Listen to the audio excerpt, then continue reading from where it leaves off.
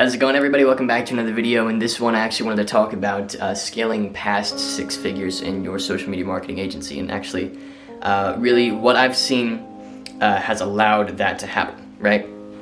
And so I guess I want to talk about a couple different principles in this video, because I think a lot of people really, they overcomplicate the idea of scaling to that degree.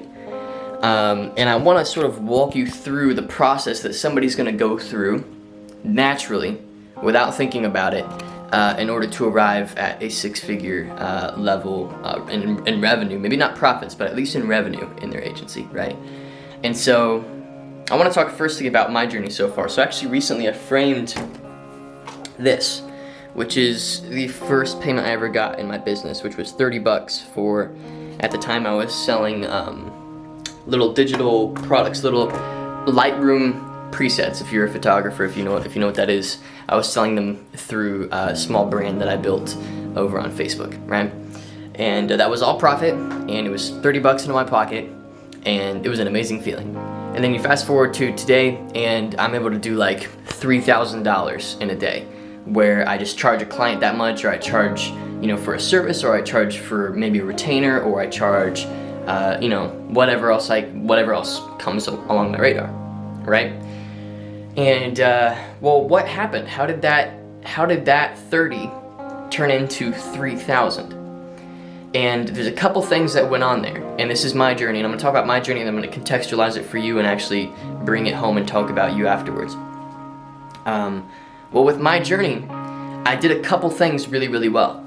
And here's the first thing I did well, is I made the problem that I was solving a bigger problem. That's the first thing I did.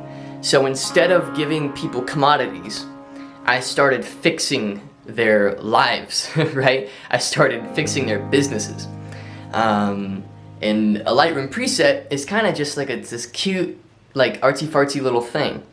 And it's fun, and you can build a legitimate business, seriously. I mean, if you're in e-commerce and you're doing dropshipping, forget dropshipping, sell Lightroom presets. it's way more profitable. Just a little tip.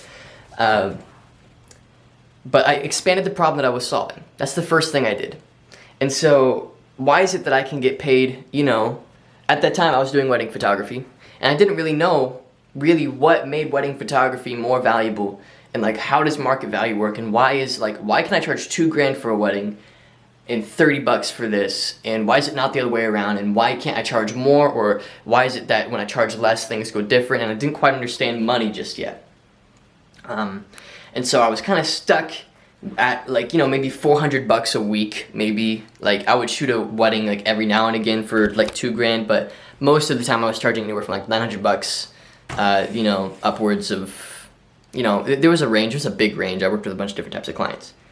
And the reason I was able to expand from there to where I'm at now is simply because I started solving better problems. That's the first thing.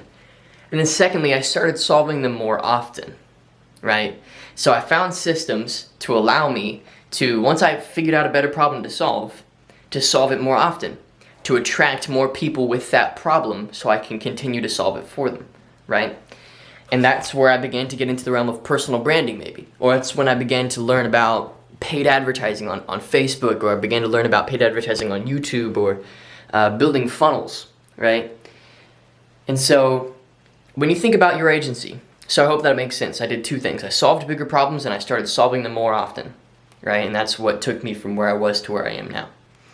And so for you, you may be sort of thinking, well, okay, so my problem is like, I give leads to real estate agents. It's like, sure, yes. And you're saying, so I'm speaking for you here, you're like, whoa, so I need to solve a bigger problem and solve it more often? Yes, that's exactly what you need to do. And then you also need to systemize the process in which you find people that have that problem and turn them into clients, right, and paying customers. And that process is your funnel. That's the system in which you take strangers from being buyers and purchasers. And that could be a brand that you build. It could be a long-term relationship that you establish with a lot of people, and slowly that trickles into revenue. It could be a multitude of different things. You could write a small book on how to get leads as a real estate agent and give it away for free on Facebook through ads, and build your email list and tend to that email list and get clients from there. Like, there are so many ways to market your service, outside of like cold calling, for example, which is like the stupidest possible way you could possibly get clients. I hate that people are teaching that. And so in order to grow to a 6-figure agency, right, solve more problems and solve bigger problems, right? And so the reason people are stuck is because they're not solving enough problems. They don't have a proven way of getting people in the door. And then the problem that they're solving isn't that big a deal in the first place. So like instead of working with like, for example, personal injury attorneys who like do hundreds of thousands of dollars in revenue and could pay you $4,000 to $6,000 a month, you know, for lead generation for them, you're focusing on like, for some reason, a really popular niche is like gyms or chiropractors or things like that. And not only that, but you're also, you know, you've romanticized a certain type of business. Maybe you're like, okay, I'm gonna make real estate agents work. It's like, okay, have you actually sold to a real estate agent? Well, no. Do you actually know what work you need to do for a real estate agent? No, not yet. So go out there and get proof of concept first, right?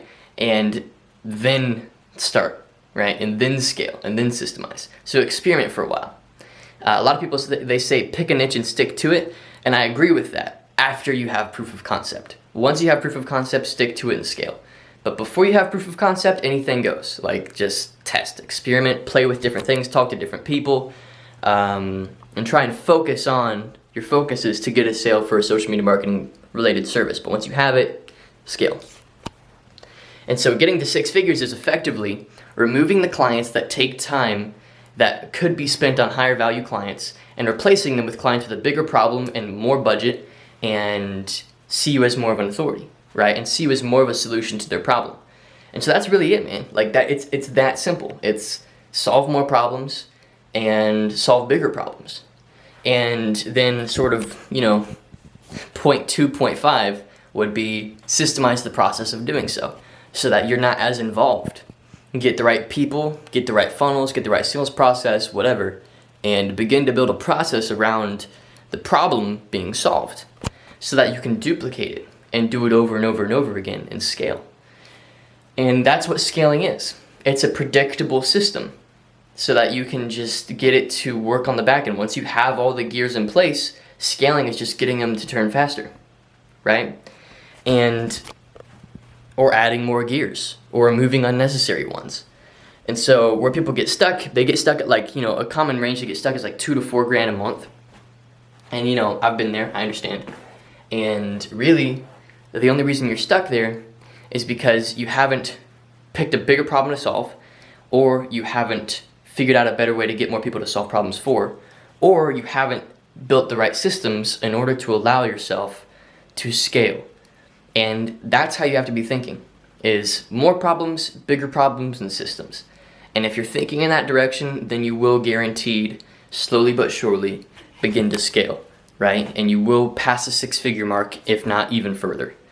And so you got to be thinking less about, you know, romanticizing social media marketing and the space and what, you know, gurus are saying and what like the popular influencers in the space are saying, including myself. I even encourage you to cut me out of the picture and use your own head here, man.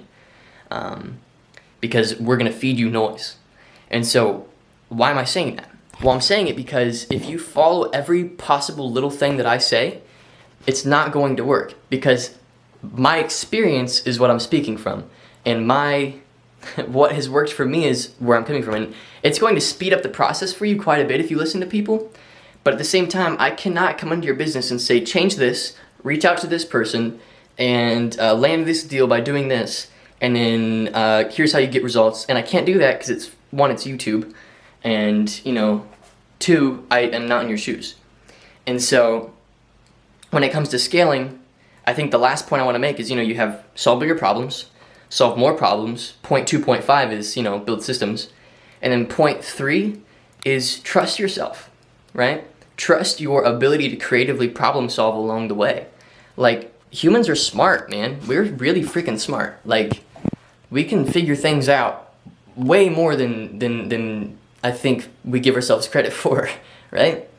I mean, like, that's been my like testimony for like the longest time, is like, oh, I can figure it out, you know? Like that's literally been like, it sounds really cheesy, but that's been the entire foundation behind my entire business is, oh, Yeah, I'm pretty sure I could do that. Like if I really just took the time and figured it out, I'm pretty sure I could do that.